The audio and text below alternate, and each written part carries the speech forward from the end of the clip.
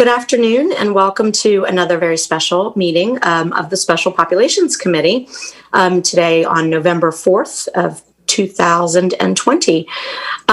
Today we're going to be varying from our format again to spend some time answering questions from the community.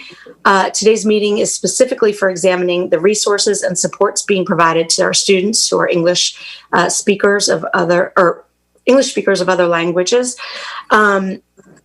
I want to start off by introducing my colleagues, board members. Dr. Jaka, if you want to begin.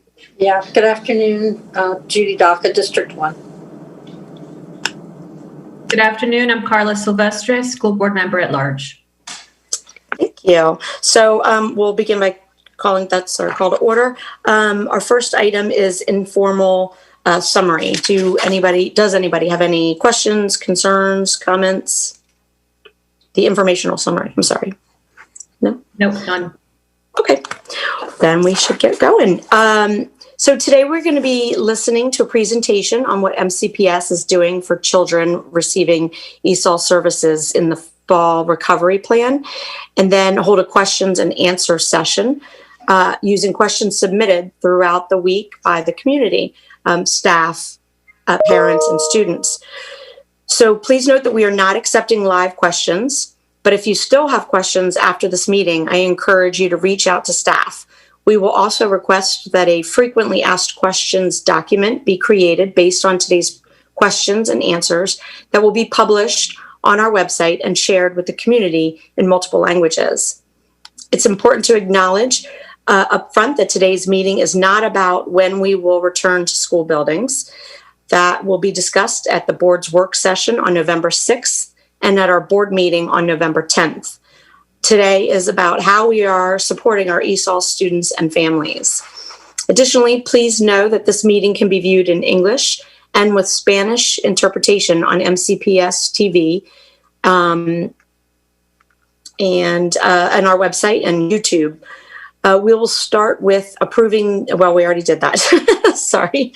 So I will open it up now to Ms. Rochelle Rubin, Associate Superintendent for Student and Family Support and Engagement, to begin our presentation. Thank you, Ms. Mondrowski.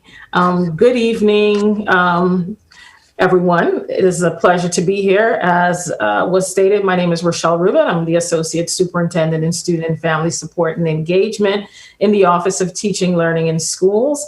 And it really is my pleasure tonight to be here alongside my colleagues as we look to discuss the supports, the resources that are available to support our ESOL families and students, how we connect our families and students to the community, to the schools and what's happening, and really provide you with a blueprint for where you can go and the resources that you can acquire to ensure that your students are performing at the highest level possible and that you have all of the supports that you need. So to kick us off, I would like to introduce my colleague, Mr. Everett David, who is one of the directors in the Office of Student and Family Support and Engagement. Everett?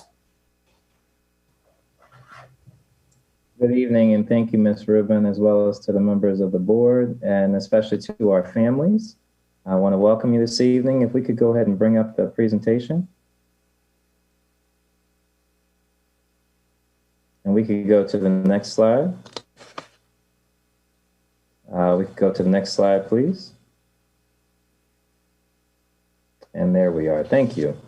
And again, good evening. My name is Everett Davis, and I serve as Director of Student, Family, and School Services, as well as the Director of the International Admissions and Enrollment.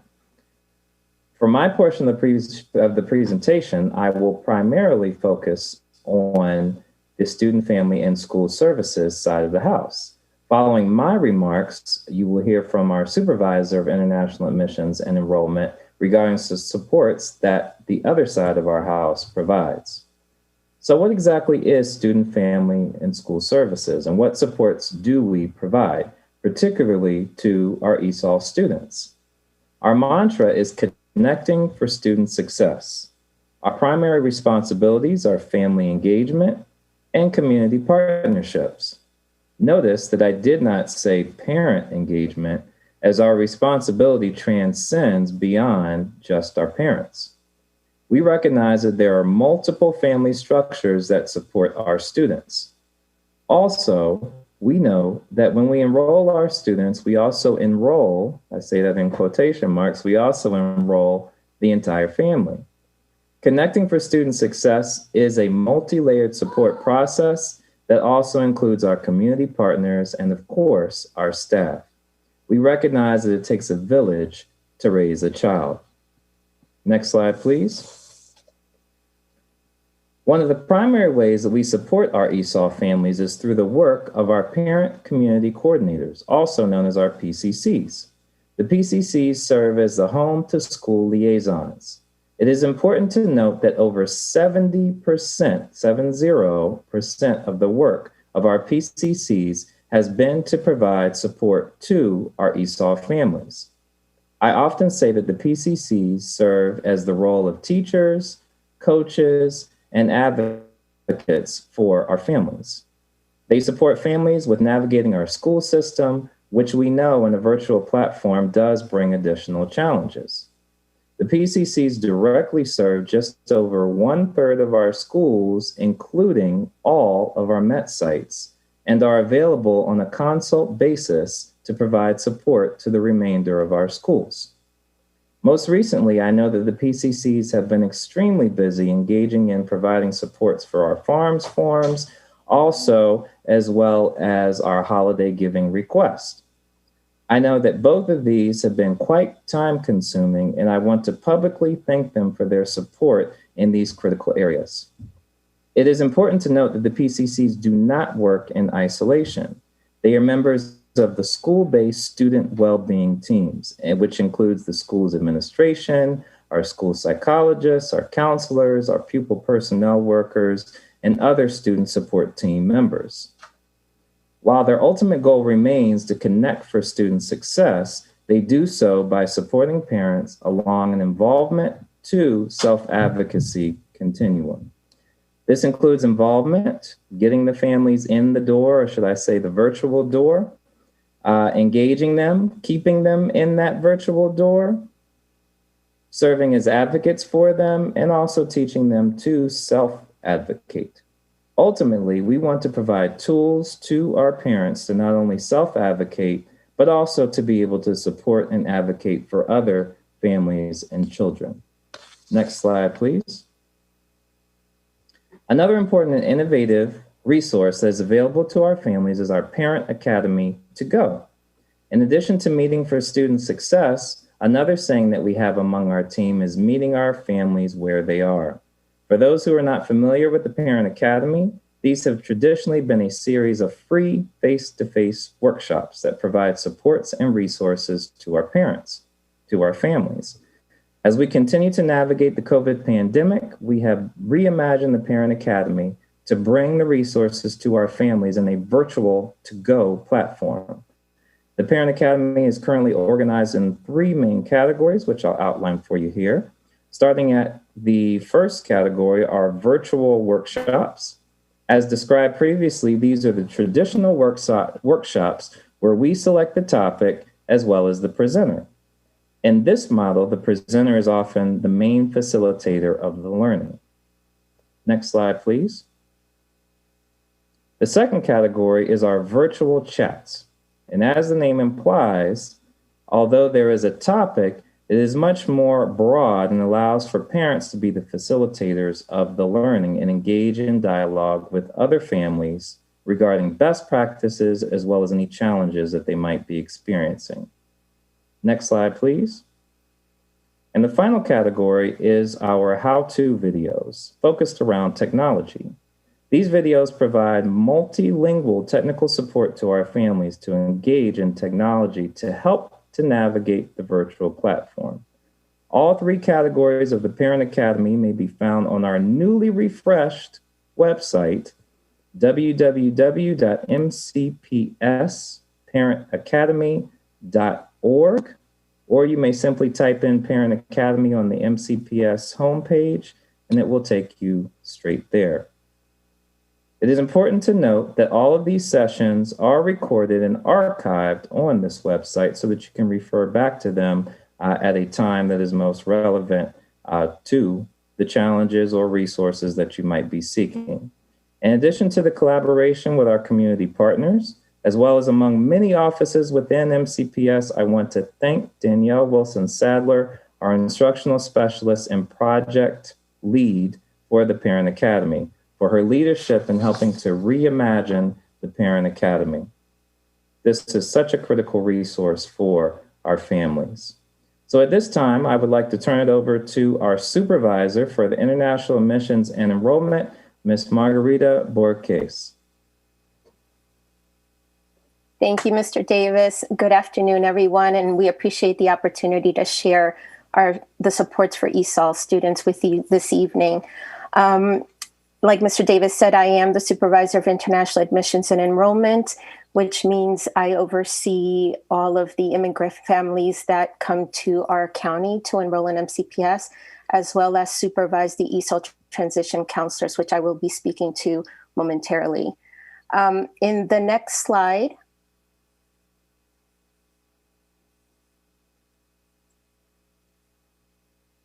I will be talking about enrollment, and it's important to note that we enroll thousands of immigrant students each year.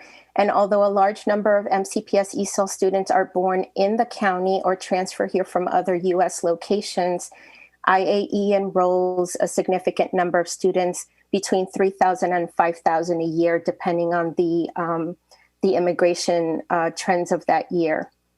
It's also important to note that not all immigrant families who start in our office will receive ESOL services. Some of them will not be screened for ESOL services, or they will test out of ESOL services. In the past 3 years, our office has made significant upgrades to its enrollment guidelines, regulations, and practices to include updated enrollment guidelines that include clear, concise, and simplified enrollment criteria.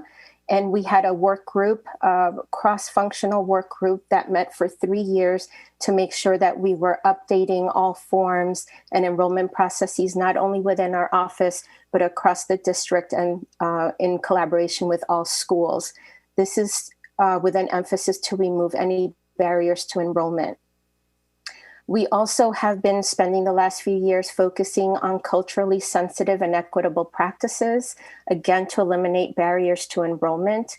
And we have participated in many trainings that help our staff become client-centered, both in enrollment and residency processes. We have engaged in anti-racist and equity work, client service and support work, and adopted a family-centered approach, as well as upgraded our technology to help support all families in a different variety of ways. The other emphasis that our office has focused on in the last few years is to include a comprehensive introduction and integration of the student, not only in their home school, but in the MCPS community. To that end, our process has been streamlined and has been inclusive by embedding the ESOL proficiency testing and also adding an orientation stage that helps the families connect to their school and also provides them continuous support once they enroll at their schools. And to that end, we have ESOL transition counselors that will meet newly arrived students, newly enrolled students at their school to further assess the family's needs and help the student integrate into their school and community. Next slide, please. The ESOL transition counselors is a team that both Mr. Davis and I supervise in our office. They are a specialized team of mental health professionals that are highly qualified and trained. All of them have master's degrees and have a variety of licenses and certifications to help students with mental health and social emotional well-being. Their role is designed to specifically support recently arrived ESOL students from K-12, their counselors and teachers. They also address student mental health needs in the context of their own culture and language. So students and their families are receiving mental health support from the context of their culture and in their native language. They also serve as advocates and elevate ESOL student voice in schools and the community. Our team comes from a multicultural and multilingual background that helps support the newly arrived students in a myriad of schools. Our team of 14 supports are assigned to over 36 schools, but also help all schools in the district through a referral process. And now to speak a little bit more about the ETC role and some of the supports they provide to students in schools, I want to introduce Rena Chavez, ESOL Transition Counselor, who's also this year's recipient of the Distinguished Service to Public Education Award. Rena? Thank you so much, Margarita, and thank you to the board for having us here and to our community for hearing us on our special populations meeting today. And I feel honored to be able to represent our team of ESOL transition counselors. As Margarita already said, we are a team of 14. We might be little, but we pack a punch in the county. We work with our hearts. We wear our hearts on our sleeves. We have a lot of training in mental health and in trauma-informed practices specifically. And we are trained to deal with our students in a person in the environment type of a situation, taking that student specifically in his environment and bringing in their needs and then providing the resources or referring them to resources in the community.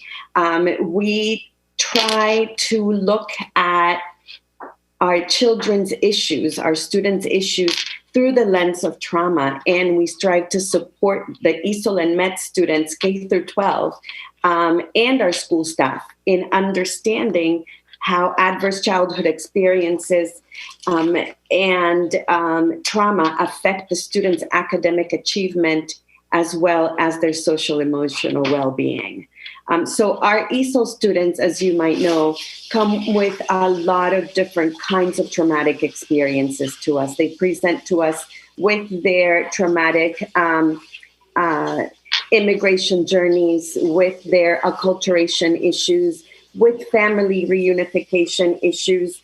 And it's really something to behold, to be able to see the progress when a child first comes to us in our schools, and through the TLC and support of our school staff, we are able to help that child become a productive student and a participating student. We support our students in our schools. We do this through individual sessions, holding individual sessions with them, with their families as well.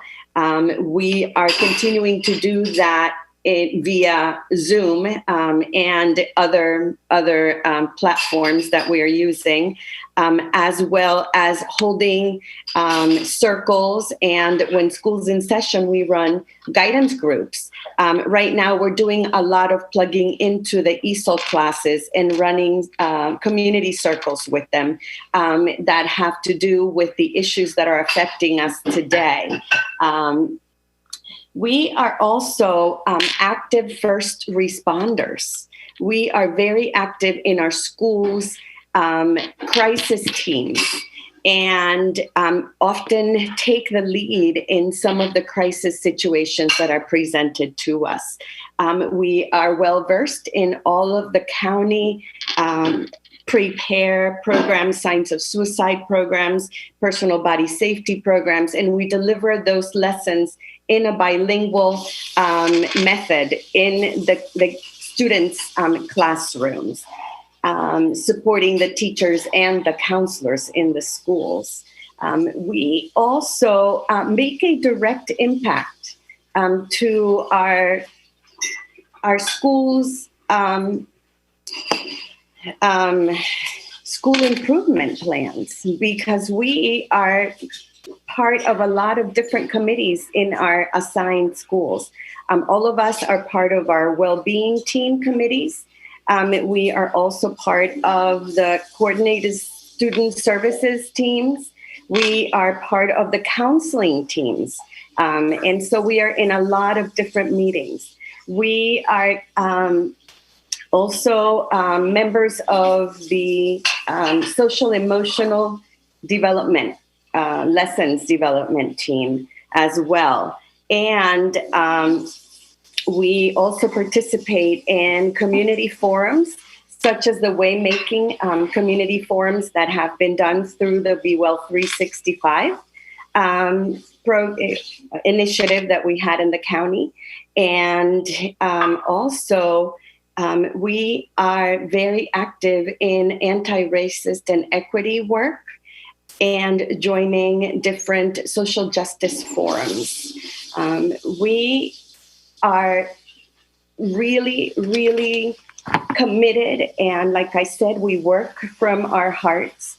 Many times, the work, it calls for after hours, and we are ready and willing and waiting to serve. And, like I said, there's only 14 of us for the whole county, but we really try to make an impact. And we really support our staff of people that we work with in our schools by training them in acculturation, in issues that our immigrant population is going through, our families are going through. And we also have trained our staff in trauma-informed, trauma-sensitive practices that they can use and be practical within our schools. So I want to thank you for having us here tonight and hearing us out. And I look forward to working with you and the MCPS. Thank you. I'm going to interject and ask one of the questions from our people who wrote in. This question is about ESOL students and counselors. So ESOL students have counselors who are overwhelmed with many responsibilities.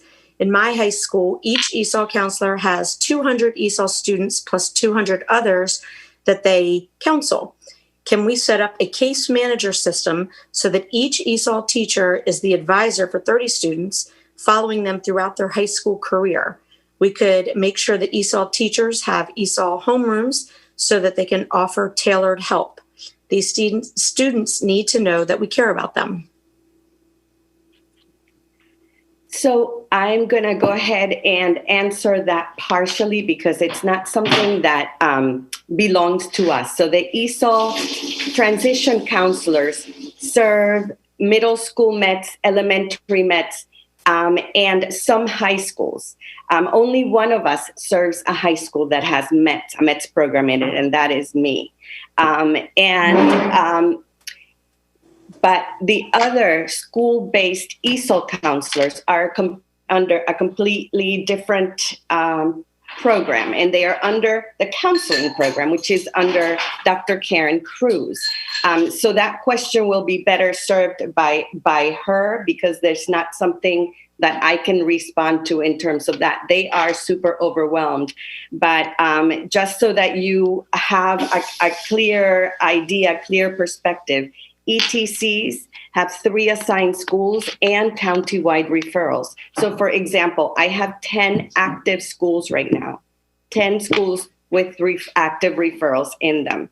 SBEC, school-based ESOL counselors, which is what this person is asking the question about, have 2 schools assigned to them. And it's still a lot. Don't get me wrong, but just to put it in perspective, it is a lot. It is a lot. We have because our issues are very different, and so it is a lot. But that question will have to be deferred to Dr. Karen Cruz. If I might jump in, thank you, Raina. I think the other part to that is throughout this entire process of COVID-19 and the pandemic, everyone has switched to a case management system. So I think the suggestion is an interesting one that we would certainly like to consider. But I do know that the school-based ESOL counselors do work from a case management standpoint. So they have students that they're working with consistently. And I think our new process around the student well-being teams is also affording us that opportunity, because those school teams are made up of many different individuals, including sometimes the school psychologist, the school counselor, the administrator. And so a lot of that case management work, we're also looking to process through there, because as you can imagine, the needs have increased. So that is an interesting perspective, but just also wanted to balance that there are many different individuals sharing the load around making sure that we're supporting our ESOL students. But that's something that we can bring to our student well-being teams to take a closer look at, because I do think it is an interesting suggestion. Thank you very much. I appreciate that. And along these lines, you touched on it already, but I'm just going to read this question for the publics. Is there a plan to get dedicated social workers into each school? Many of our ESOL students are suffering from severe trauma, and the current systems in place are not enough to respond to their needs. Certain schools need a dedicated social worker to track the health of students and ensure that they are ready to learn. Sure. So our social workers, we do have social workers in the system, many of them working under the umbrella of special education. I know in student and family support, we actually do have a social worker opening currently as we look to expand that role based on the needs. When we think about trauma-informed care, all of the work that's under our Be Well 365 umbrella, we certainly see where our school psychologists bear a role and a part in that, our mental health coordinator, and all of the ESOL transition counselors, the PPWs, the PCCs, many of those individuals. And so as we look to think about how we're serving all of our students, especially our ESOL students, and what that mental health support needs to look like and be, certainly some of that will go through the social workers, but certainly we are shoring up how our psychologists and others are able to really support with that work. And that's a huge part of the work that we're doing. So I do feel like we're addressing it, maybe not necessarily through social workers, but definitely through other positions that we have. Okay, thank you very much. I appreciate that. If you would like to, unless I wanted to check and see if my colleagues have any questions before we continue on with the presentation and insert additional questions? No? Okay, then you all may continue. Thank you. Hey, well, thank you very much. I'm Nikki Hazel, Associate Superintendent in Curriculum and Instructional Programs in the Office of Teaching, Learning in Schools. And so you just heard one of the ways that we support our ESOL students and families. And the other way that we support our ESOL students is obviously through the academic side. And our goal in curriculum and instructional programs is to ensure that our ESOL students are building their what we call academic language that is spoken in school, so that students are really proficient with their reading, with their writing, with their speaking, with their listening. And so we want to make sure that students are doing well in those areas so that they can master the grade level content that they have as they're being taught in school. We want to ultimately ensure that our students are prepared for college and or careers. So if you can go to the slides, please. I think I keep going 2 more slides. 1 more, there you go. We also want to just share with you that The teaching of our ESOL students is really an effort taken on by the entire staff within a school, and also, as you're hearing from our central office. It's not just the responsibility of our ESOL teachers to instruct our ESOL students, but the general education teacher or content teacher in the upper grades, along with all of the other staff that are in a school building. It's all of our responsibility to work together to ensure that the needs of our ESOL students are being met and that they are growing academically. I'm going to hand it over now to Ms. Tamisha Sampson, who is the supervisor of elementary ESOL, and she is going to share a little bit more information with you about our programming. Thank you. Thank you for this opportunity to speak today about the elementary ESOL program. Just to put it in perspective, where we are enrollment-wise with our elementary ESOL students, our enrollment actually is up 0.3%. And we have approximately 17,668 students right now in our elementary ESOL program. And as Ms. Hazel shared, our vision, our goal is always that shared ownership of instruction. And so what that looks like for us is that our students are receiving English language development instruction every day. So that daily instruction means that it's happening with classroom teachers and ESOL teachers through content in tandem together. Students receive whole group instruction at the grade level standard for at least 15 to 20 minutes a day in whatever content area instruction that they're receiving instruction in. So whether that's math, literacy, science, social studies, they're getting that whole group instruction, and we want that in a co-teaching setting. Small group instruction is where students receive that language instruction at their language proficiency level, and also that content instruction at their grade level. Next slide, please.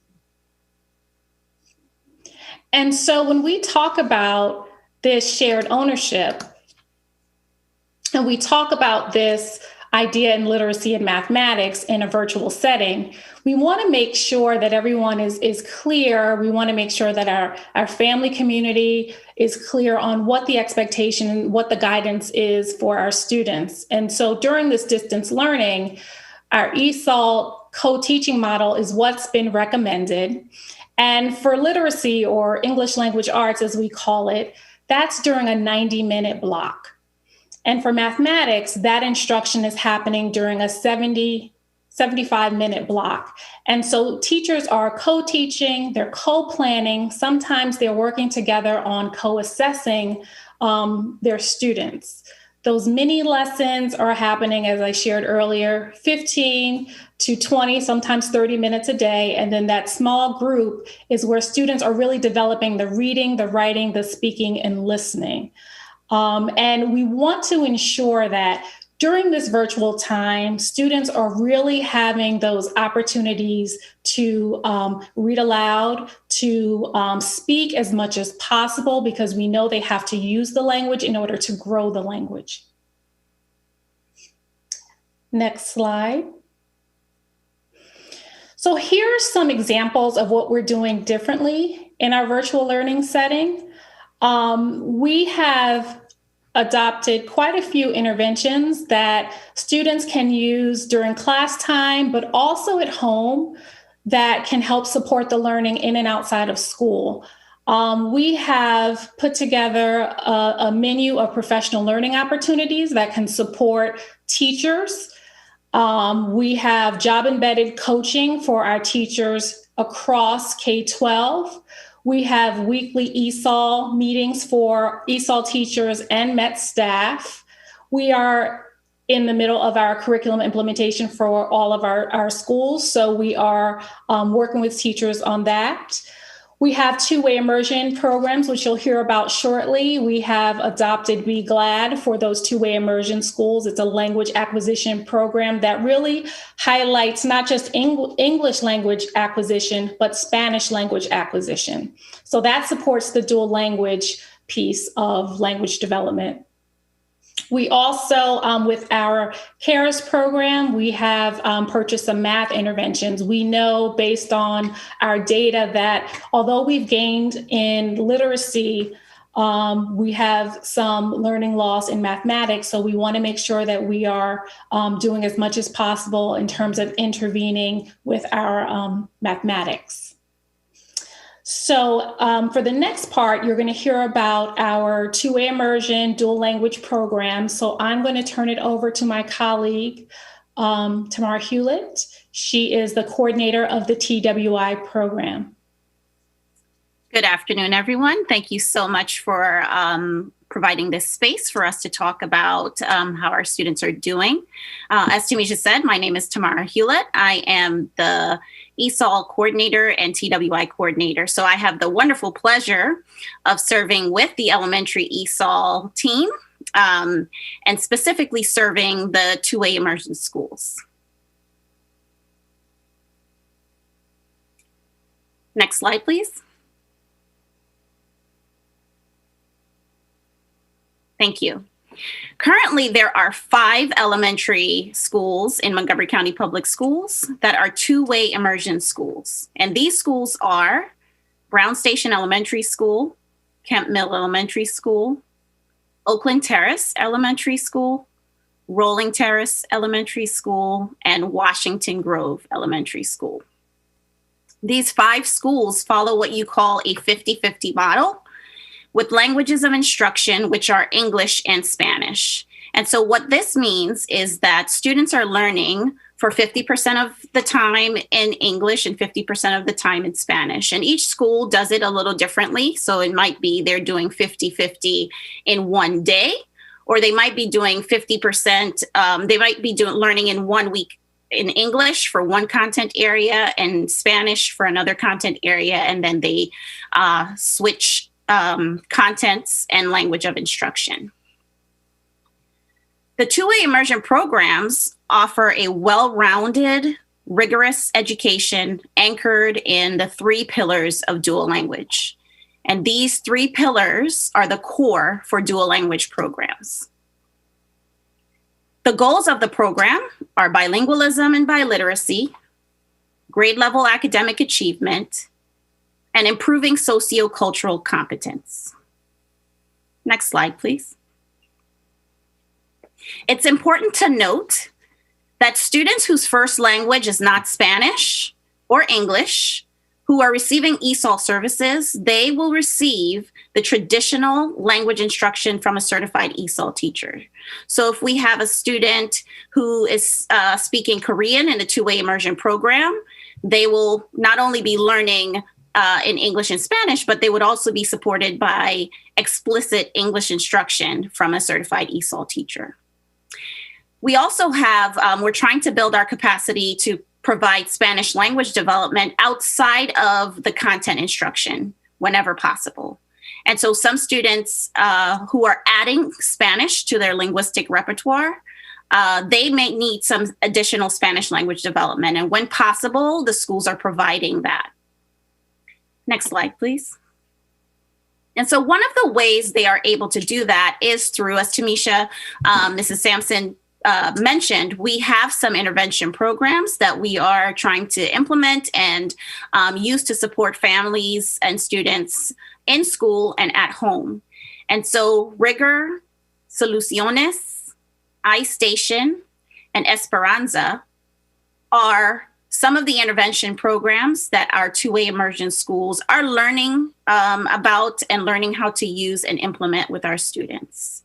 And as Tamisha also mentioned, this year we embarked on some additional professional learning. We're continuing to partner with Dr. Jose Medina to provide professional learning for staff.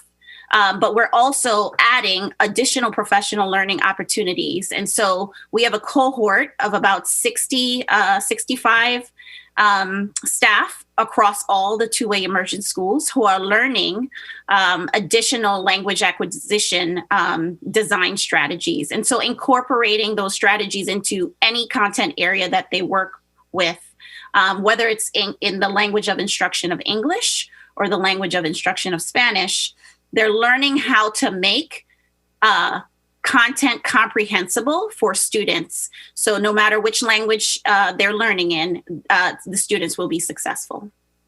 And so that's just a little about our two-way immersion programs. Now I'm going to turn it over to Ms. Sandra Blotner, who is the supervisor for secondary ESOL instructional programs. So before we do that, I have several people from the community have asked questions about cuts that were made to pre-K ESOL.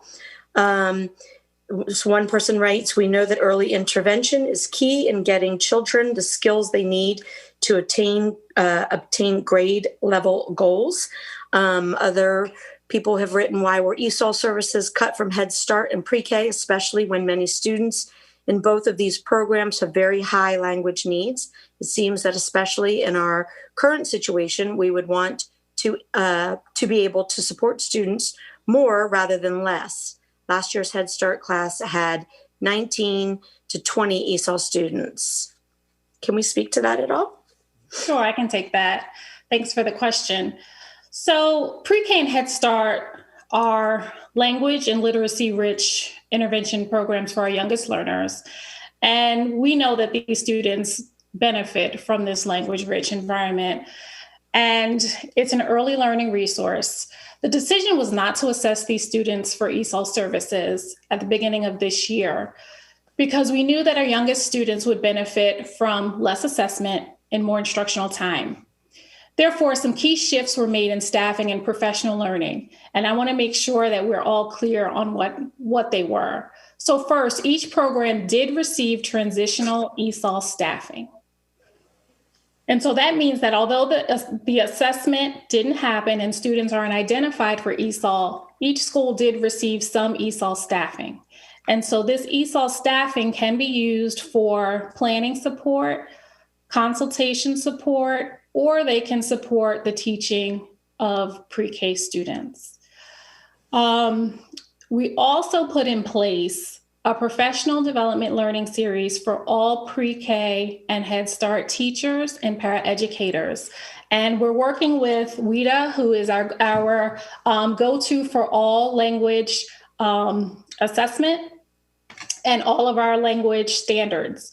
And WIDA is partnering with us to do this series with our teachers, and we are training approximately 200 classroom teachers in the early childhood setting, and we're partnering with early childhood to do this training so that all of those teachers are prepared with the language development strategies to teach their students.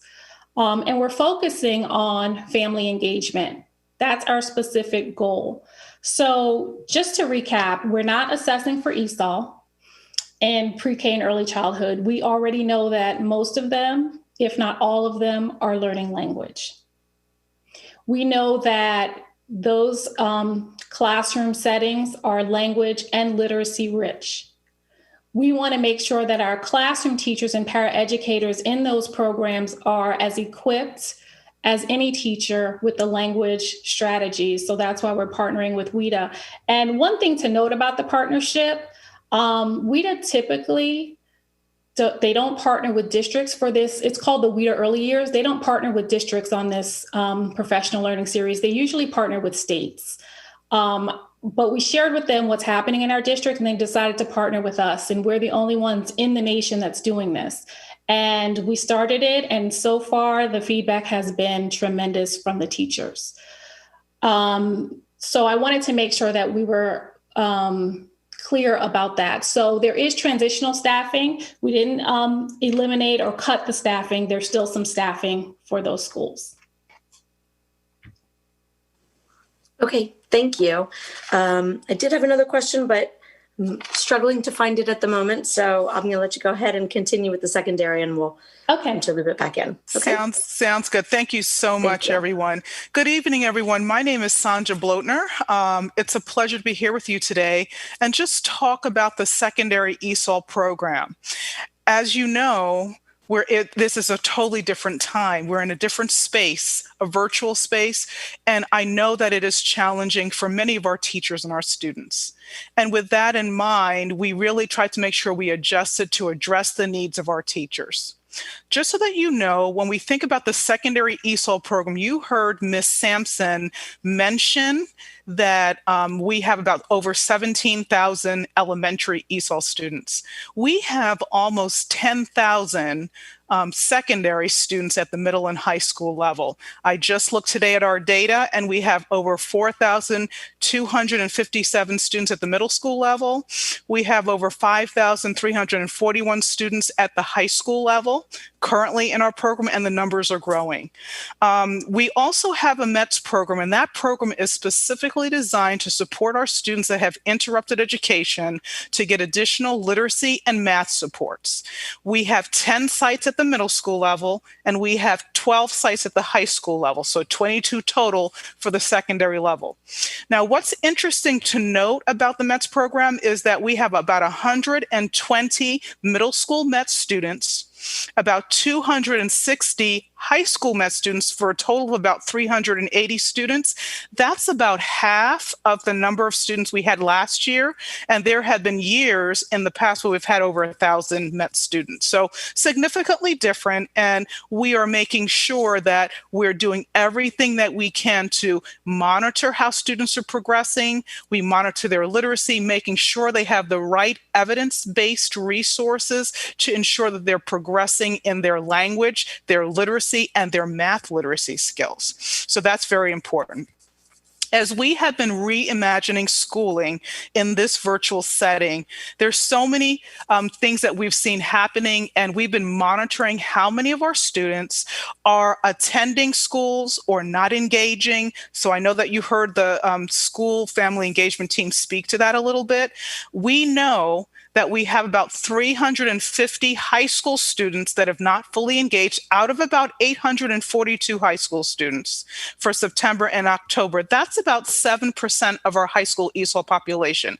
And I know that our administrators and our teachers and our counselors are working closely with trying to reach out to families to really make sure that they're getting engaged. And I know that there's a whole effort that our parent outreach team is working on as well. At the middle school level, we have about 22 middle school ESOL students out of 56 total that haven't engaged at all, which is about 1% of our middle school ESOL population. And while these numbers are not as large as the thousands we talked about earlier, every student matters. So it's really important to make sure that we're doing everything we can to engage our students. And I know principals have a plan that they're putting in place to address that. Our teachers are working with the administrators, as well as with our student and family engagement team, Everett's the parent outreach, our ESOL transition counselors. So it's an ongoing systemic effort to really try to address why students are not engaging. So I just wanted to kind of share that because it's so important for our ESOL students out there who may be listening, or your families who are listening. We know that this is not an easy time. It's challenging learning a language and the content in this setting. So we're doing everything we can to make sure that teachers have the resources and supports. And we also want to commend our principals and our teachers who are really engaging students. They're planning online lessons, calling parents, distributing resources, checking on students, supporting the learning needs of students, and just being that lifeline for students. So we know that that is that ongoing effort and just how important it is. I think you can just stay on this slide here for a moment. So when we think about what is available to our students, we want you to know that we have courses in place. We know that our students come with different language backgrounds. We know that they come with different schooling experiences. And we also know that we have that imperative, a moral imperative for our students to have access to grade level curriculum. So that has been a huge change effort that we've taken on over the last 2 years, really making sure that our students have access to the grade level curriculum. As you know, we hold our students accountable and we see how they're progressing using a state mandated assessment as well as district measures. And what we know is, how can we hold students accountable for learning that they never encounter? that they never engage with. So it's been really a huge effort under the leadership of Miss Nikki Hazel and with the colleagues in ESOL to really look at making sure that our curriculum in grades 6 through 12 aligns to grade level standard. We know that's challenging, but we do know that our students, every ESOL student deserves to have access to the curriculum. So that's been a huge effort for us. We look at some of the work based on Diane Stayer-Fenner, some of the work she's done, some of the work that Kenji Hikuda has done, as well as Ida Walke, and they underscore the importance of making sure that our ESOL students have access to the curriculum and receive the instruction needed so they can be able to engage with their grade level peers. We also know from other district leaders like Gabriela Uro, as well as Lacey Robinson in Unbound Ed and Great City Schools, that they've been taking on this work for several years, as have other leaders in other districts like Miami-Dade and New York State. And so we know what is possible. We do know also that there's a lot of work that needs to be done to really build a deep understanding of how to teach English language development instruction aligned to grade level standard. So that means lots of professional development.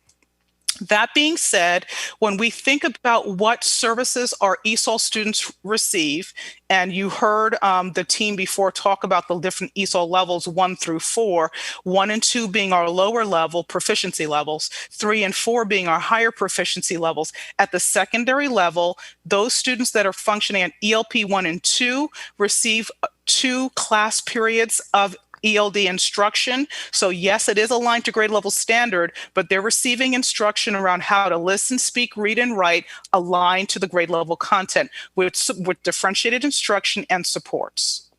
For those students that are ELP 1 and 4, so those are the upper proficiency levels, they receive up to 1 class period of support.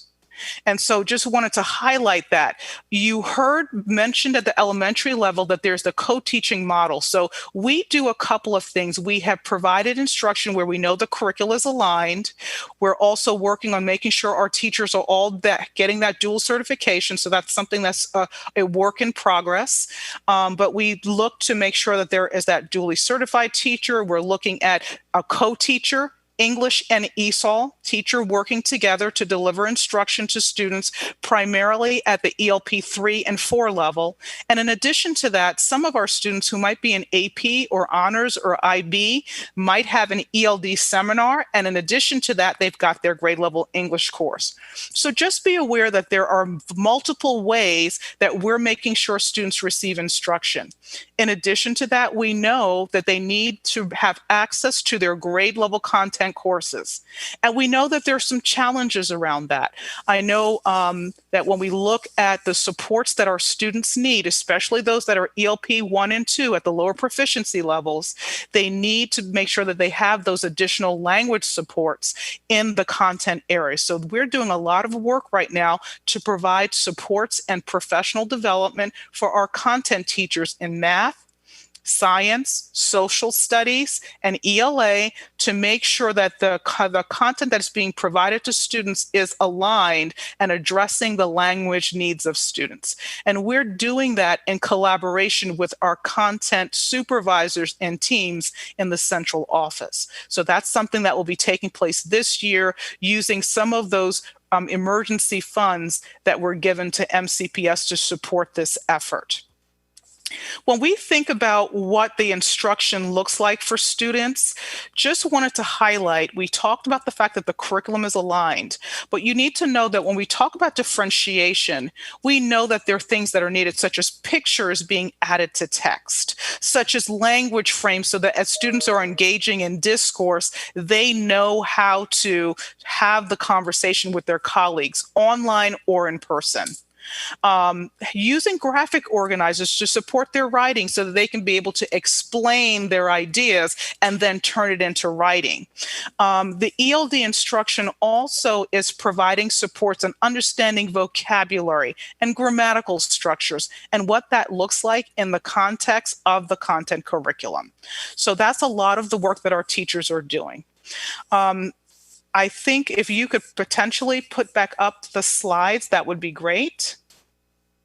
And as that is going back up, just be aware that we also have for our ESOL teachers provided some resources in the curriculum for Study Sync, which is for grades 6 through 8, as well as looking at what's in place for high school aligned to the grade 9 through 12 curriculum. So their teachers have resources in the MyMCPS classroom that provide the framework that is needed to be able to teach the grade level instruction that is aligned, the ELD instruction aligned to the grade level curriculum. So all of that is absolutely critical.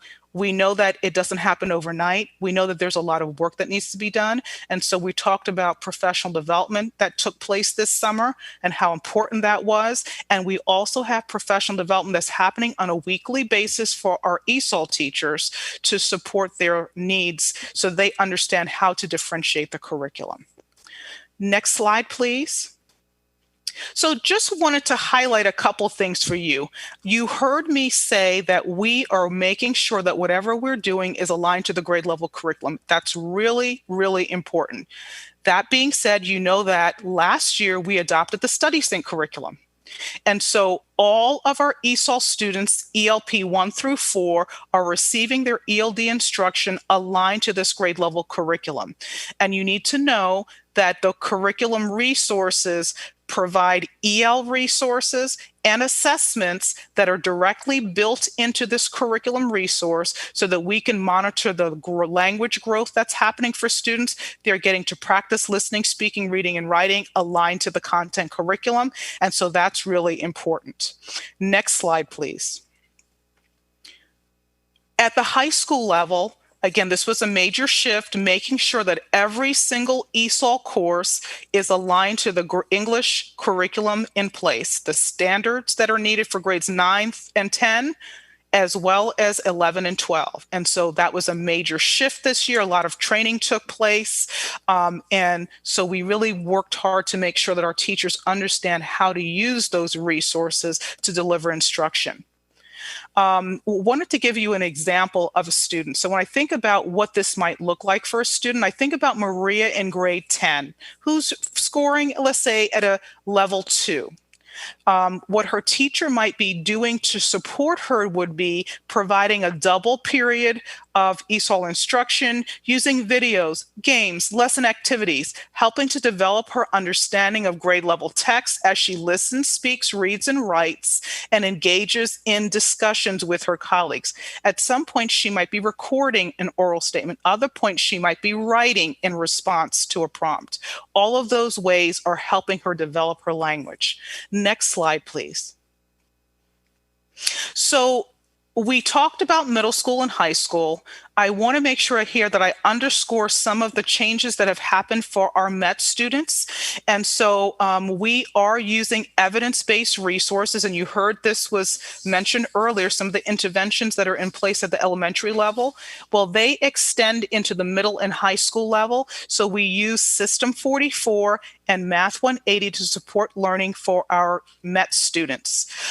So those students that might need literacy receive that dedicated instruction. There's an online program, there are assessments built in, and all of that is available for our students. If a student is a MET student who has interrupted education, has math needs, then we're using the Math 180 program, which also has a course 1 and a course 2 that aligns to middle school, kind of leading up to middle school instruction, and a course 2 leading up to where they need to for Algebra 1 readiness, so that our teachers are able to use these programs to provide supports to our students. And just to kind of give you a sense of what we would be thinking about, I'll take one example. I'm thinking of Kwame in grade 9. He's in a METS program, and he is focused on developing his proficiency in mathematics. He's using Math 180, and the teacher's using videos. They have him completing assignments. They have him working on specific math skills based on the assessment that's built into the program to see what his needs are and to address them effectively. Next slide, please. So when we think about our ESOL students, we know that they need, in this virtual setting, they need that live instruction. If a student is at the lower proficiency level, for instance, levels 1 and 2, they would receive up to 4 hours of instruction during the course of the week. And if they're at the upper proficiency levels 3 and 4, they would receive up to 2 hours of instruction. So we have differentiated what that instructional model might look like for students based on what their needs are. We know that our students need to be listening, speaking, reading, and writing. So some examples of what you might see happening in that live instructional block might be the teacher teaching new concepts. It might be the teacher teaching new language, vocabulary and grammar. It might be reviewing work with the students. It might be reading and discussing or analyzing text. It might be engaging in a game using a program called Quizlet or other programs. Edpuzzle's another one that we've also used. Watching a video and responding to discussion questions, completing a quiz. They might be recording a response or writing in response to a question or responding to a video. So all of these kinds of ways we have built in those experiences into those resources that are available to teachers in the MyMCPS classroom so that they can take those resources, they can customize them based on the students that are in front of them. So again, I think we have shared quite a bit about what the program looks like, starting with looking at the resources that are available, the courses that are available to students, and then also just talking a little bit about the students' experience. The key is we've been doing some training for our teachers so they understand how to work with our students in the live instruction, which would be synchronous at the same time. That happens on a regular basis, or when students are working on their own. And so it's really important that both the teachers are planning for both experiences for students. So at this time, I'm going to go ahead and turn it back over to Miss Rebecca Schmandrowski. And I know you have some questions for us. We do. Thank you. Thank you all very much for your presentations. Really appreciate the time that you put into preparing these for us. I'm going to jump right into the questions from the public. This first one I'm going to ask about because you just mentioned trainings and things like that. So this question is about the technology. Has MCPS considered hiring temporary bilingual support personnel or repositioning current staff to assist with meeting parents and students online and showing them how to use all of the new technology that has been introduced, things like Synergy, or mandated by the MyMCPS classroom, for example, this year? Now is the time to think outside the box and make provisions for the massive needs of this present time that exceeds school personnel capacity. Considering the fact that classroom teachers and counselors have new technology to learn and teachers have new curriculum to learn on top of the online learning challenge, we need bilingual personnel to help with teaching parents and students. Any thoughts on that?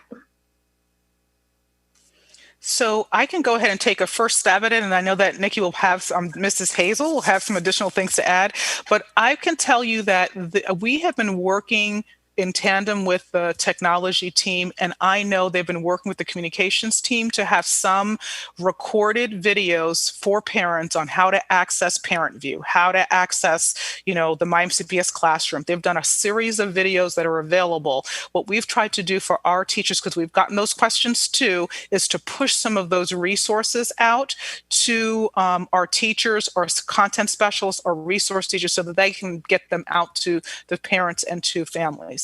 I don't know, Ms. Hazel, if you want to add anything in addition to that. That is what I was going to share.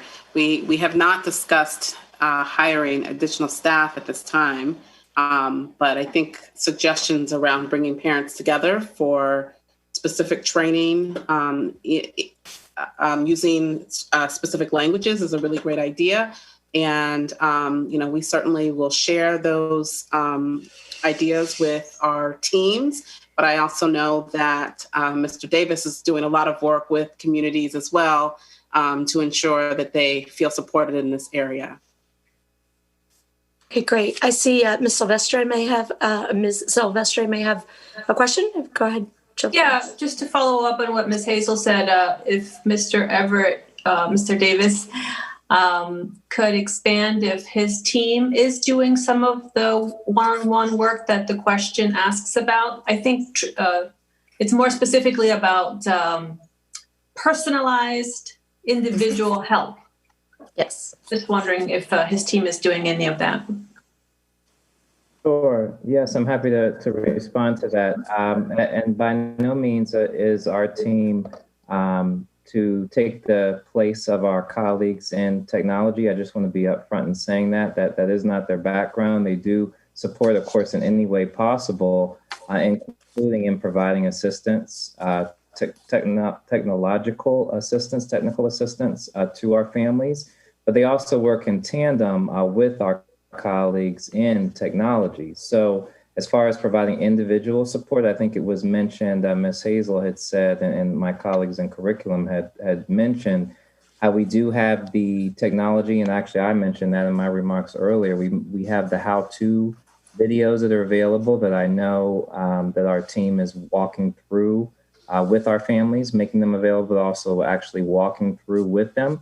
Just a couple of weeks ago, and I apologize, I don't remember the exact date, but just a couple of weeks ago, we had one of the virtual chats that I had mentioned also when I talked about the 3 categories of Parent Academy, where we had a multilingual chat focused specifically on technology. So we had a room, a virtual room, if you will, that was open to each of the languages that we support within MCPS. And so that was very powerful. I was there and I got to make my way into each of the rooms. And as I said, that virtual chat, I think it's to your question, Ms. Silvestri, about that individual supports. Parents were in the room, and not only did they get support from, we had school-based support there, we had ETCs, we had PCCs, as well as support from our technology as well. So that really, I think, gets more to your question about the individualized support that was also multilingual. Thank you for that. Yeah. Related to that, we have a question from a student that reads, I moved to the USA from Afghanistan. I never had the opportunity to study there with zero access to English too. While my teachers have been extremely supportive and generous with their time to work with, but I am having a very hard time learning English in a large group. So my question is that after finishing a semester of ESOL class, is it possible to have one-on-one tutor to work only with me based on my pace of learning? I think it's a great question. So I'll go ahead and take that one. I know that we've been working very closely with our team in the Saturday school, so the George B. Thomas Academy. And I know that Miss Nikki Morales, or Nurka Morales, I think is her full name if you were to look her up online. She actually she is the coordinator of the ESOL Saturday School, that is K-12, and is an additional learning opportunity for students that would like that additional support. So that's one thing, and I know that Ms. Sampson also has some other suggestions potentially.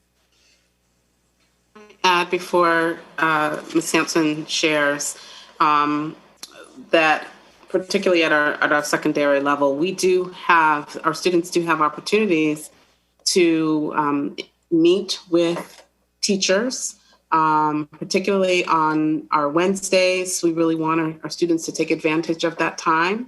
And we also did implement tutoring funds for our schools, and many of our students who I think students that fall into this specific category, I think are ideal candidates for our either before or after school tutoring that schools are offering. And I would highly recommend that the student reach out to their counselor and ask about that opportunity. And also just really make sure they're taking advantage of the opportunities to meet with teachers on those Wednesdays as well. I appreciate that. I do want to ask, though, are we actually taking the initiative to reach out to those students and let them know that that there are these opportunities? Because us counting on students to assume that they will go to their teachers, I think is not realistic. And that's actually a very good point. Thank you. And school support and improvement in the Office of Teaching, Learning in Schools, along with all of us, are working with school administrators. And they are actually identifying students that they reach out to say, we want you to meet with us on Wednesdays, or offering that before and after school time. So yes, they have identified students based on data based on ESOL level to provide additional supports. But if families don't know that this opportunity is available, I wanted to just share that it is available. But schools are expected to do that too. It's their responsibility. Great. I appreciate that because I know when we were in-person learning, that we had programs like Liberty's Promise and things like that that kids could sign up for. And I don't know if we're doing any of that type of stuff anymore now. So 2 more general questions that were asked. This question came to us in Spanish. Our kids need more time in ESOL classes. How can we request that?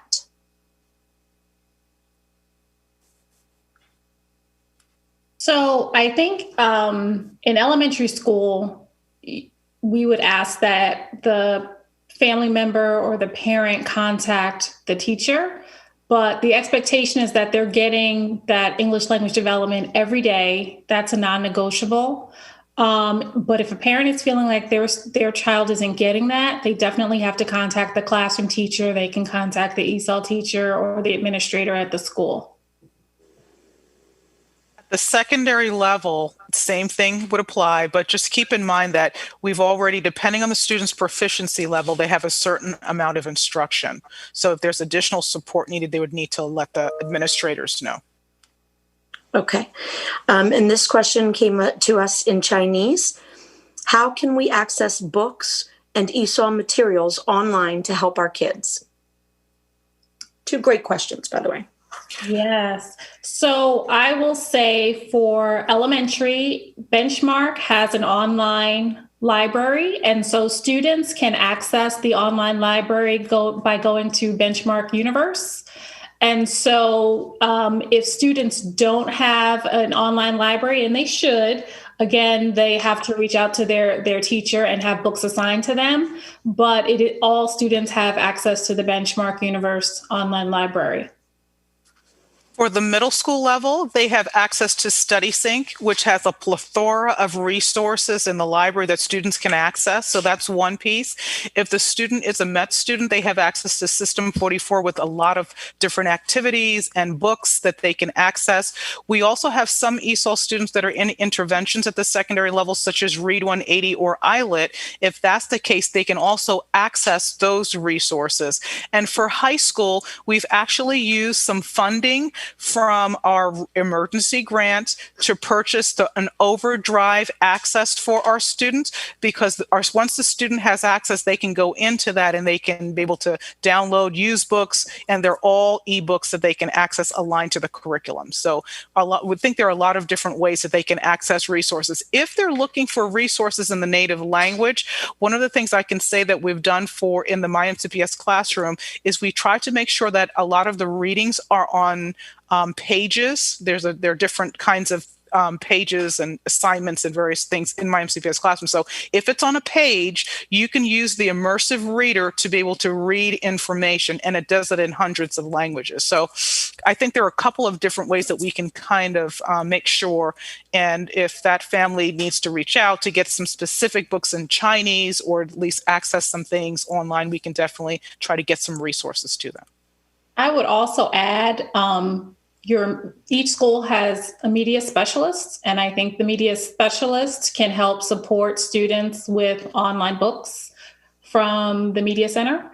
That's another resource. I know that many of our schools also use ILIT as an intervention, and ILIT has books in their library as well, and they come in, I want to say 140 some odd languages. So that's another resource that we have available to students. So those are just a few. Ms. Silvestre? Yes, I just wanted to ask or clarify for the parent that submitted something in Chinese or Mandarin, they will get a response to their question in language, in addition to the frequently asked questions page that will be created from this event, correct? Yes. My expectation is that everyone who wrote into us will be getting an official response to their question in case they all aren't specifically asked here or they're not sure about the answer in the language with which it was sent to us. Okay. So I'm going to go on with a couple more questions here. This one was touched on a little bit in your discussion about the hours of learning. This one's been asked by several people, but current ESOL teaching utilizes normal teaching hours. So when the students take ESOL class, they have to miss other classes. Can we arrange the ESOL class time to be out of the normal teaching time, such as 2:45 to 3:30, but still within previous school time? Another similar one is this one parent writes that their child they have other classes during the ESOL session. They have science and social media during their ESOL session, so they're missing those two classes. How the teachers are going to grade their kids on missing classes. I'm a single working in-person parent and I need to report to work. So I don't know if my children are learning or understanding the material that the teachers are teaching them. Hi, so I can answer both of them. In terms of having ESOL outside of the duty day, I don't know that we can offer instruction. I don't know that we can offer ESOL instruction outside of the duty day and have that count as ESOL instruction that's mandated by the state. So we wouldn't be able to do that for any other content area. But we can certainly have students receive, as Ms. Hazel talked about, tutoring. You're on mute. You got muted. Sorry. And I'm just talking. I heard most of what you said. Okay, good. We lost you at tutoring. Okay, so we can have, as Ms. Hazel said, we can have students tutoring, have a tutoring session outside of the duty day, but we can't have tutoring in lieu of instruction, first instruction and ESOL. In terms of the grading, so grades can be collected for the parent that wrote in about her or his child or children not being able to collect grades because they're being pulled in these different subjects. Grades can be collected during a co-teaching session in whole group or small group. We're asking that teachers not pull students during that content instruction, which is why we are requesting that co-teaching instruction. But if that can't be avoided, then we ask that when they're not being pulled out of social studies or science, that they're the days that they're in there, that those grades are being collected. Then we don't give grades for media, but the message is certainly that we're not pulling them out of core instruction for ESOL. Those ESOL, if they have to be pulled out, they can have ESOL during the intervention blocks that are set aside in the student schedule, and there should be at least 3 of them. So there's time in the schedule for that. Okay, I appreciate that because, yeah, it would be concerning to know that students were losing class time. And even if it's not about the grades, it's about the actual understanding of the content. I see Dr. Daka has her. Yeah, related to that question, you did talk about having the students have the content area so that they can have the same content area as students who are not in ESOL. So how do we do that? And do we translate that, or our staff translates that? How does that work? So are you asking how do they go to the content and receive ESOL? Is that the question? Yes, I believe the question was that, my understanding was that they would get grade level curriculum, even though they are in ESOL. How are we doing that? So the grade level curriculum is happening through whole group. So all the students in the class, and this is elementary, they're receiving that whole group instructions, right? And so then when it's time to break out into small group, that's when students are receiving that targeted differentiated instruction at their level. So either at their language level with the ESOL teacher or at their content level with their grade level teacher. So that could be in a station format, or that can be together in a co-teaching format. But really that grade level standard is happening during that whole group, whatever the content is. And just to add on, Judy, Dr. Docker, just to kind of add on for the secondary level, I just want to let you know that since our ESOL courses right now are considered courses, they are in their content courses. So beyond that level ELP 1 and 2 student, or that beginning level student, they have that block of time of those periods in their ESOL class. The rest of their day is in the content class. That's one of the reasons why it's so important for us to make sure that we're doing the professional development needed for our content teachers, so that the content can be differentiated for students, because they're receiving the same content as other peers in the classroom. Okay, so they're not being pulled as often away from the content areas, and they're managing, I guess with assistance, they're managing to cover the material in English. And so the answer is yes. And the answer is also it is a challenge for some of our students, especially at the ELP, the lower levels, because they're learning that content, and sometimes the language does interfere. And so there is that work that needs to happen, just to say, so how do you differentiate that content curriculum? How do you differentiate chemistry, algebra 1, right? How do you make it accessible to students? So that is something that is an ongoing work that we have to do. But no, they are actually in those content classes, even when they're level 1. Now, for level 1s, they might actually have it. We kind of look at what are those best courses that they can be in, so that it's not, the language load is not as heavy, especially when I'm thinking about a 9th grader and what that might look like. But when they get into grade 10, I mean, they still have to graduate. They still need all the courses, and we really want them to do that in 4 years, as many as possible. We do know that some take 5 years, but that should be a handful, not a large group of kids. Most of our students, we want to be graduating within the 4-year block, right? Cohort. So that's something that we've been looking at, thinking about, and collaborating with our colleagues on. Well, I know they used to have bridge classes that had students who were coming to the next level, but they had special teachers. Okay, that's all right. I know that we're still working on that. My other question is about the elementary schools. I think we had a presentation from Highland and Gaithersburg Elementary over a year ago about the instruction that they were doing at the lower levels, and that they were not pulling students out, but they were bringing in the transition staff or other ESOL staff to work on it, and it's language strategy. So how's that working out? If they do that at the lower levels, then that means the students do not have to spend as much time in levels 1 or 2. I mean, has it been successful for the students? The teachers like it, but how's it done for the students? I'm not making that clear. You look puzzled. You're making it clear. We do need to go back and take a look at the data to see how students did.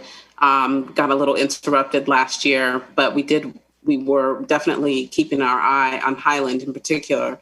And so we can come back and share with you how that model was working. But certainly this idea of having our teachers, our general education teachers, and our ESOL teachers being trained together and working together to instruct students is certainly ideal. And so we can come back and share how that model worked. And I know that our Gaithersburg Elementary had a version of a dual language type of model happening in their school, and they've been working very closely with Ms. Hewlett around training. So we can also provide some data on how those students are progressing as well. Thank you.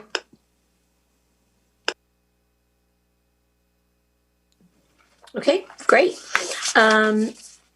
This next question was asked by multiple people, and it's essentially about alternative learning options. So we have many students who enroll in ESOL who are already in their mid-teens. They have until they're 21 to complete their credits. However, many of them find that they need to work during the day to support their families. Is it possible to develop a program that meets in non-traditional school times in order to work around these challenges? This would also help students who are not in ESOL. Our current options were recently removed to a credit recovery only status without accommodations for students in this situation. Now that the school buildings are closed and we have learned how to provide remote educational programs, we could develop a robust option for these students to work and complete their high school credits. I was inspired to ask this question based on something from out of Virginia, and then other questions basically summed up to what can we do to provide alternative schedules for high school students who need to work or care for younger children. Well, I'll go ahead and start. Go ahead. Thank you, Nikki. I am one of the co-leads on the recovery team for our students returning back this fall. And we have heard that feedback from our community members and others over the last marking period. And so we are at this time just taking a look at our secondary schedules. We know that elementary just had an opportunity to kind of take a look at their schedules and do some revisions. At the secondary level, we're also taking a look at the schedules to just make sure that they are working for students.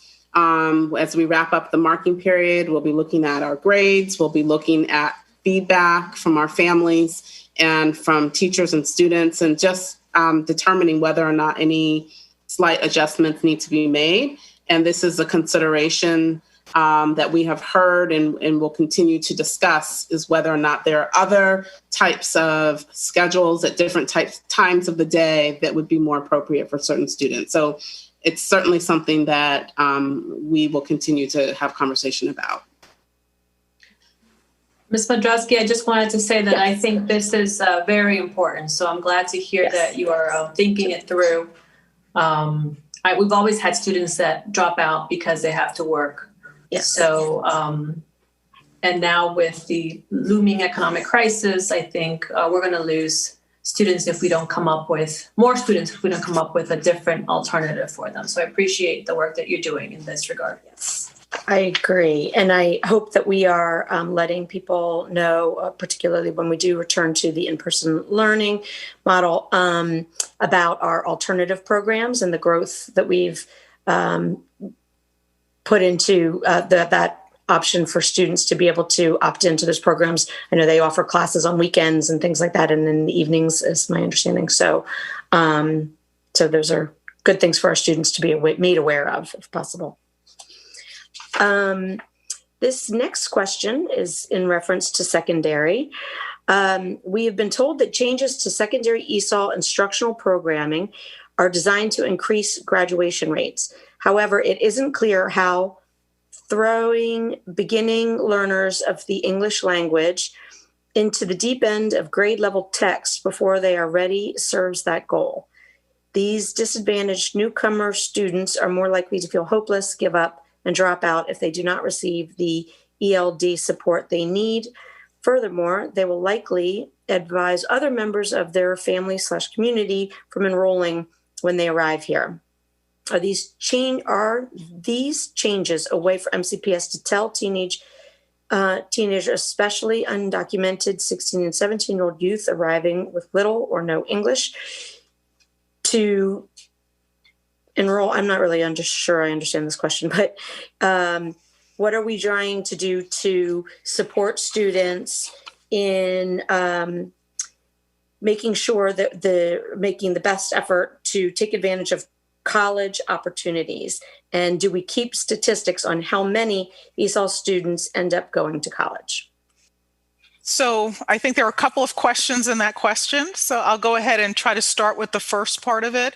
As you know, there was a massive shift that we're looking at in place, making sure that every single ESOL course that's earning English credit is aligned to the grade level standards and the curriculum. So that was one of the first pieces that we had to grapple with. And we did that with a secondary work group last year to really talk about what it might look like.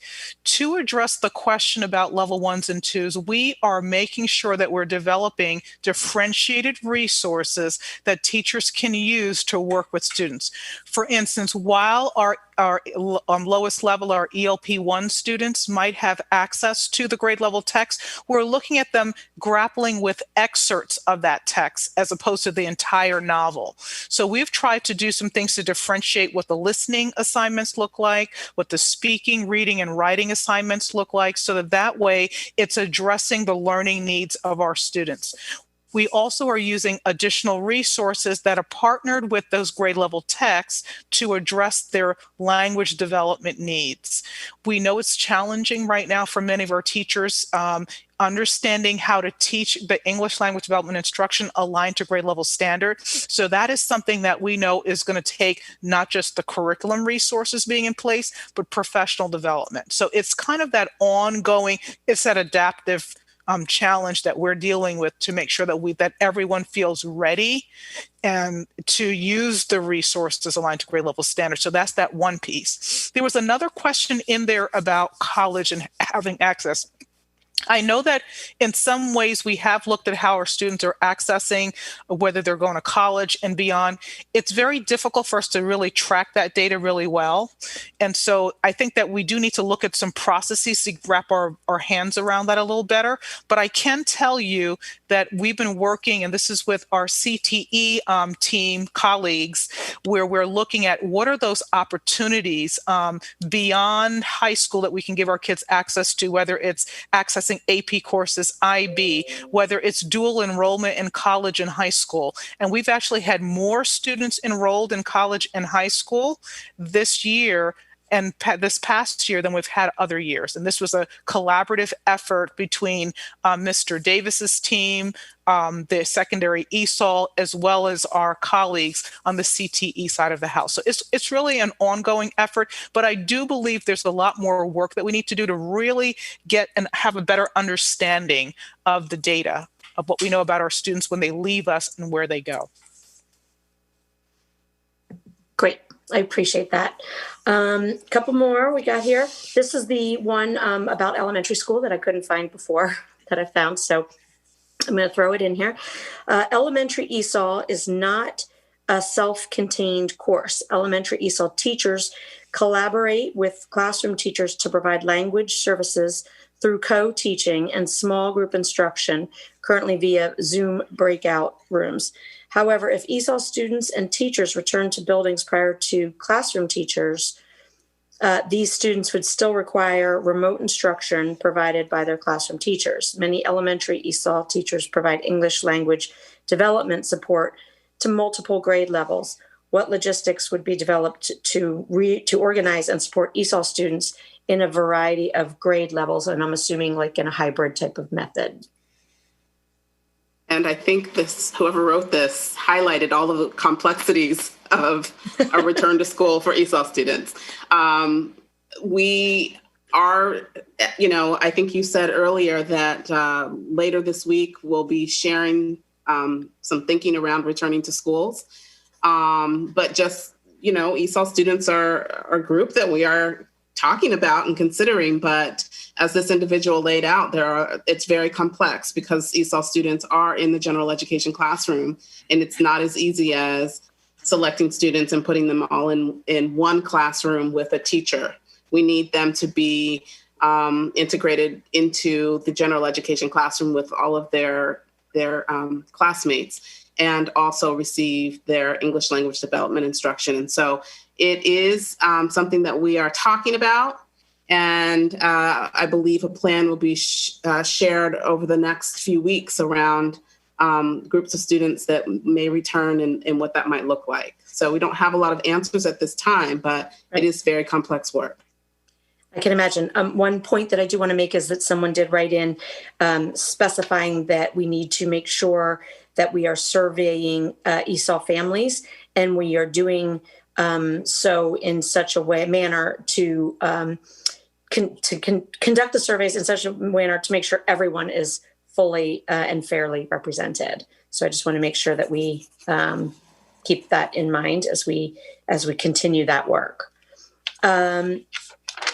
See, I have one here about equity. Why does MCPS provide 4 full ESOL lessons a week for the WIDA levels 1 and 2 students at certain schools and does not have the same at other schools in the district? How does it correspond to the equity model of education?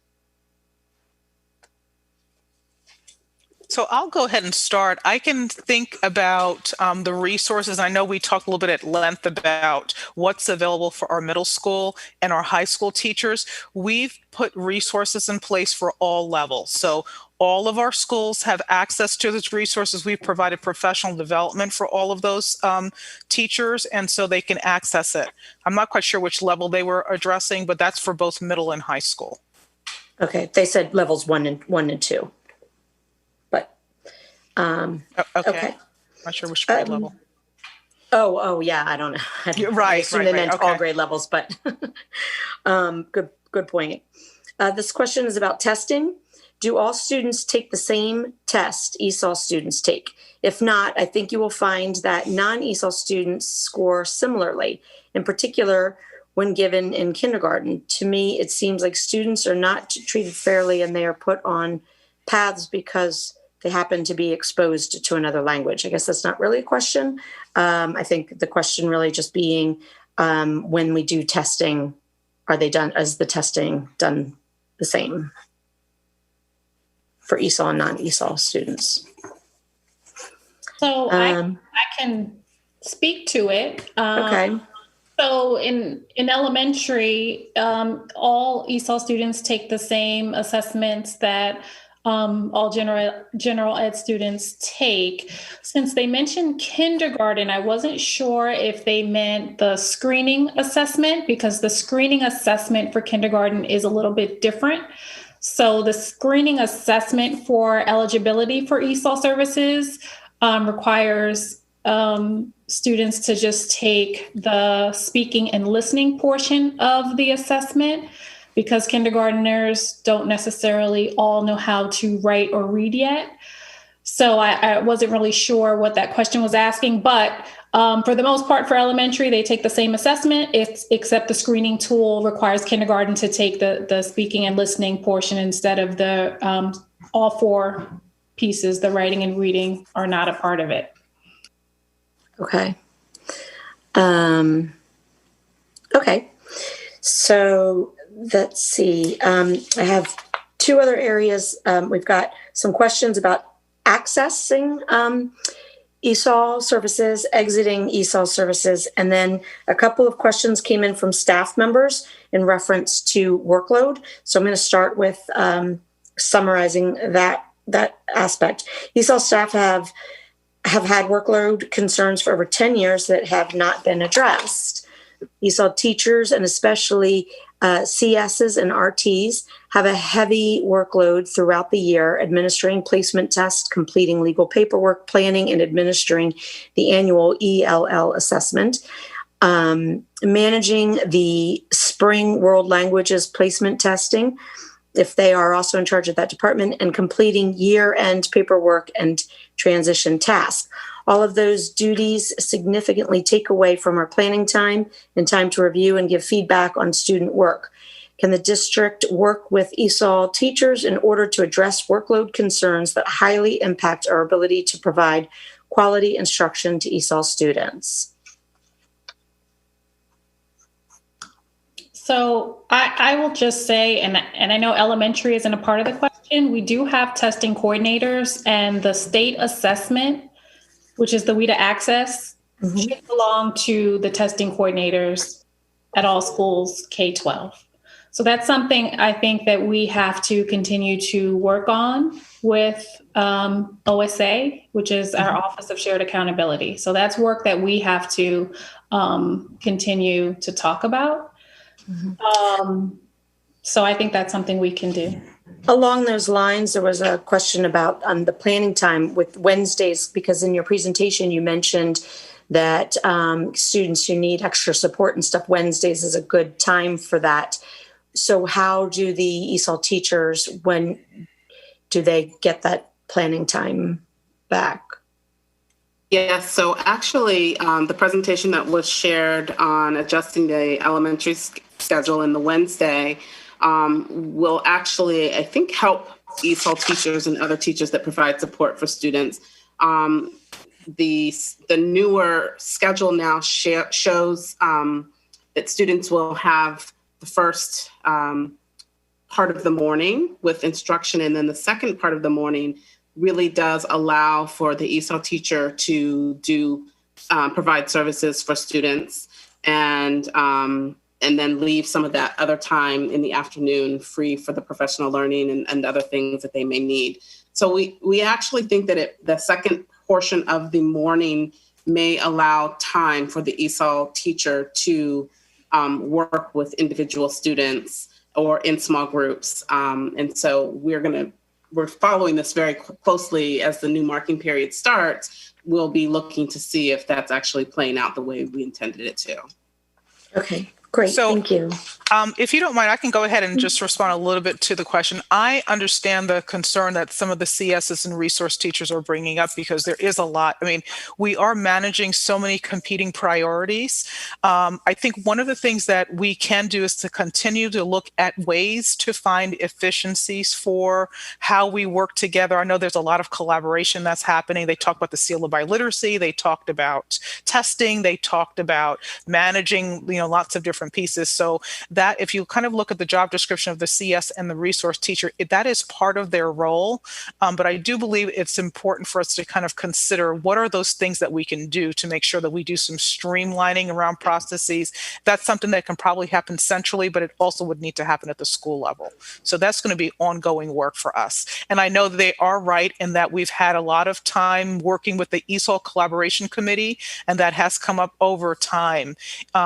There's another challenge that they've faced this year is with a new SIS system in place, Synergy. There have been a lot of bumps in the road that we've had to work with our colleagues in a technology team to iron out. So I know that might also be fueling some of the questions. So it is that ongoing process. And we're going to keep on. It's just that continuous improvement that we'll be working on to really make sure that we address their concern. Great. So the last two areas, the first one I will do is access. The questionnaire used during distance learning to identify ELs was designed to be a provisional measure. The creators explicitly state that once schools reopen, provisional ELs should be retested. However, MSDE has chosen to consider the results permanent, considering the lack of language required to demonstrate English proficiency on the assessment, and the possibility that multilingual students can then be set on a trajectory that will severely impact their academic careers. Is MCPS advocating to the state for a change in policy? Why or why not? Knowing that this decision largely impacts Black and Brown students, how does MCPS rationalize the decision for this? So MSDE, Maryland State Department of Education, makes the decision on how the entrance and exit procedures for ESOL happens. And so part of the reason that questionnaire was chosen back in this summer was because we were in an emergency situation. And the 24 LEAs, local counties in Maryland, we were able to get feedback on not the questionnaire per se. The questionnaire was chosen, but we were able to give feedback on the process that was used in terms of advocating for using it or not using it. We weren't able to necessarily advocate yes or no, but we were able to get feedback on the process that we use as a state. And so luckily for Montgomery, we're able to have two supervisors meet and Ms. Bloatner attend those meetings. And we are the only LEA or county in the state that's allowed to have two supervisors attend these meetings. And we were able to share our feedback on the processes that were used. And so that's how we got to this place of using that questionnaire. Can I ask a question? Yes, of course. Yeah. So does that mean that they don't get tested for ESOL? They just answer questions about their experience with the English language? Yes. So that's always been the case. It's just a different tool. The original tool that we use has to be done face to face. This new tool, we're able to do it in a virtual setting. And so that's why this shift. Do you think that this is good for children? I mean, the question asks really, Right. This is going to do them a disservice. Should we be advocating for something different or something better? So I'm curious to get So your... I'd like to interject two things for us to consider. When we think about what's best for kids, we've got to think about a couple of different angles. One is testing. So if, let's say, in fact, we were to say that students were to come back in and be tested, then they would need to take a placement test. And then on top of that, they would need to take the WIDA Access. What this will allow is for us to have a general idea of where the students are functioning. And then when they will still have to take the WIDA Access to actually get a level. So it's not as though they won't receive any testing, they just won't get doubly tested. And it won't be that extra step for school staff to have to actually do 2 sets of tests. So I think, Ms. Sampson, we had about 4,000 new students. So if we were to go and say that every student would have to be tested, we'd have to go back and do 4,000 times 2 tests. And so that, so if we think about it, it is different. It is not the same level of measure as the WIDA screener. However, it would add an additional workload. And we just had that conversation earlier about workload, right? So just thinking about that, I think that with the resources that we have, elementary benchmark advanced, secondary study sync, and other curriculum resources, teachers can use those to calibrate to figure out where students are functioning. So they do have some data points. I believe they also have the WIDA model as another measure at elementary, Ms. Sampson. Yeah, I don't think it would be a good idea to go and retest or re-screen a student knowing they're going to take the Access, which will give us more accurate data to your question. Okay, thank you. So along these same lines, these questions, I have several questions that I'm going to kind of combine about exiting. Why is MCPS continuing to use a single data point, the WIDA Access scores, for exit from EL program? This is against all research and everything we know is good for kids. In addition, the state has created alternative paths, bridge projects, to demonstrate proficiency on MCAP assessments. Has MCPS considered advocating to the state for alternative exit paths, such as a portfolio or on-demand task at the end of the school year once access scores arrive? Why or why not? And along with that, we have, the state has created alternative paths to demonstrate content proficiency on assessments like PARCC. Has MCPS considered advocating to the state for alternative exit pathways? So it's a similar process when it comes to, and I can't remember how many years ago the decision was made. It may have been 5 or 6 years ago when the exit criteria changed for ESOL students, but all of the district supervisors and or coordinators in the state gave feedback on the exit criteria. And this actually happened nationally. This is not just an MSDE thing. And a decision was made by the state. So as far as MCPS, one county is not going to change what a state decides or what a nation in a consortium decides in terms of exits. I do agree as a person that more data points for exit is best practice, but as far as changing what a state decides as an exit pathway, I don't know that we can make that change. But we definitely, again, gave feedback when we were asked. Okay.